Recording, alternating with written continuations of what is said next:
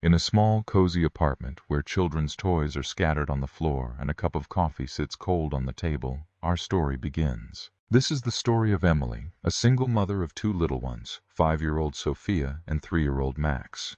Her life was a series of endless worries, 2 jobs, constant exhaustion, and the feeling that the whole world was against her. But one day, fate had a surprise in store for them that would change everything.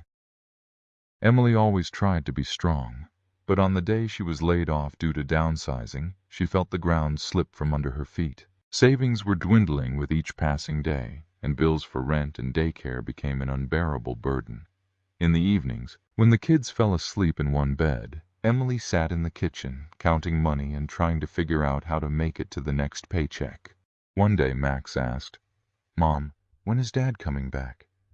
Emily clenched her lips. Their father had left before Max was born, and she didn't know what to say. That night, she cried into her pillow so the kids wouldn't see her tears. One day, Emily's friend suggested she start a blog. "Share your story," she said. "Maybe it will help not only you but also other moms who are in the same situation." Emily hesitated but decided to give it a try. The first videos were clumsy. She talked about how to save on groceries, how to cook simple meals, and how to find time for herself. One of her videos, "How to Feed Kids on $1, accidentally went viral. Comments poured in one after another.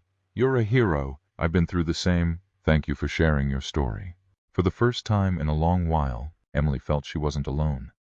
One morning, Emily received a letter. It was a message from a local charity. They offered her help, funding for SMM courses and a spot in daycare for Max.